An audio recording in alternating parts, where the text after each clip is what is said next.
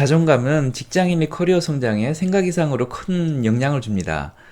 어린아이들 성장 발달에나 영향을 주는 거지 이게 왜 어른들 이야기에 나와? 라고 하실 수도 있는데요. 제 경험상 그렇지가 않았습니다. 성인으로 오랫동안 살아보니 애나 어른이나 자존감에 영향을 받는 것은 크게 다르지 않았습니다. 특히나 어른이 되면 기댈 곳이 없이 혼자서 다 처리해야 하기 때문에 자존감이 하락하면 애들 못지않게 큰 영향을 받게 됩니다. 직업이 공무원이거나 전문직 종사자라면 자존감 하락이 커리어에 큰 영향을 주지 않을 수 있습니다. 감정 기복이 있더라도 성과가 좀 떨어지더라도 그냥 무던히 버티면 보통은 유지할 수 있습니다. 그런데 일반 직장인들은 그렇지가 못하지요. 자기 능력을 넘어서는 무언가를 끊임없이 처리해야만 가까스로 현상 유지가 되는 경우가 많습니다. 어떨 땐 피치 못할 사정으로 다니던 회사를 나와 새로운 회사를 찾는 도전을 해야 할 수도 있습니다.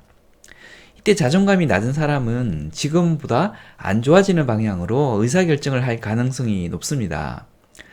특히나 승진 누락이나 명퇴 등의 특별한 사건으로 자존감이 갑작스레 낮아진 상태에서 이직을 하는 경우라면 낮아진 자존감 때문에 이후 커리어에 치명상을 입힐 악수를 두기도 합니다.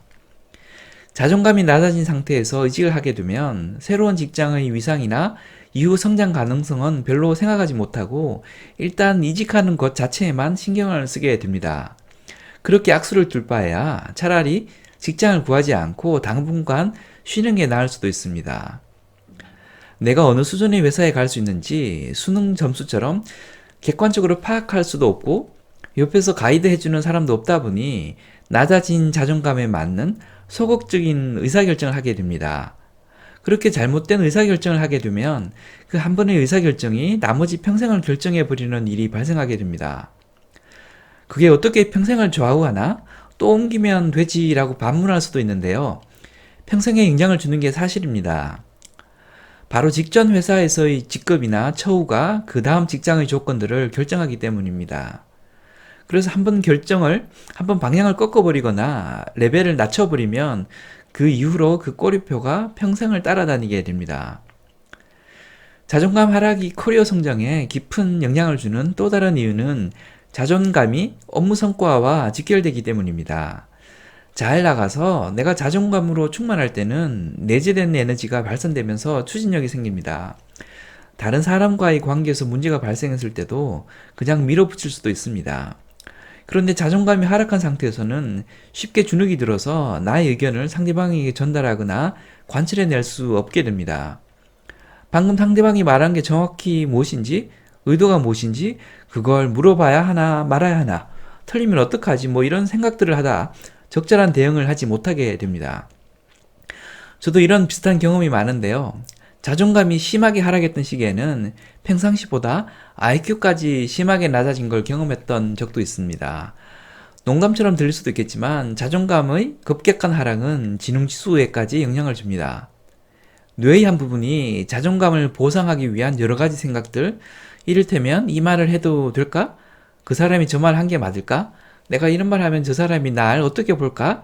라는 이런 잡다구리한 생각들에 사용되면서 뇌의 용량 일부를 잡아먹어 버리기 때문입니다. 그래서 자존감이 떨어지면 지능지수도 떨어지고 업무 능력도 떨어지게 됩니다. 제 주변 사람 중에 과장되게 자신을 높게 평가하는 사람들이 간혹 있습니다.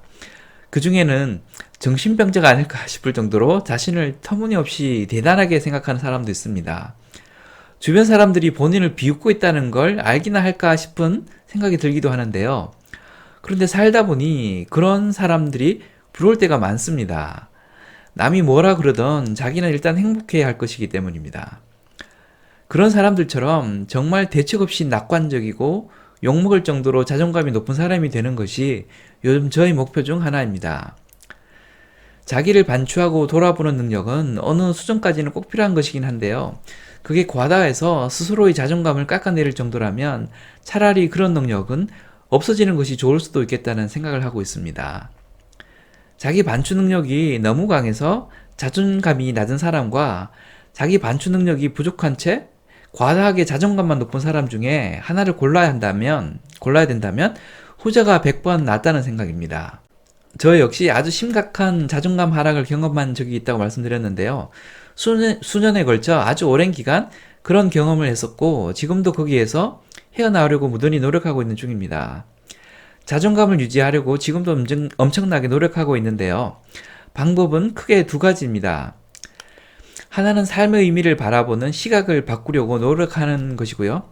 다른 하나는 실천 가능한 자그마한 무언가를 꾸준히 하고 실천 그 자체에서 기쁨과 성취감을 느끼려고 노력하는 것입니다. 이게 비단 저한테만 통하는 것이 아니라 다른 모든 분들에게도 분명 도움이 될 거라고 생각을 하는데요. 영상이 조금 길어져서 자존감 회복을 위한 저의 구체적인 노력들은 다음 영상에서 이어서 말씀드리도록 하겠습니다. 지금까지 장풀이었습니다. 감사합니다.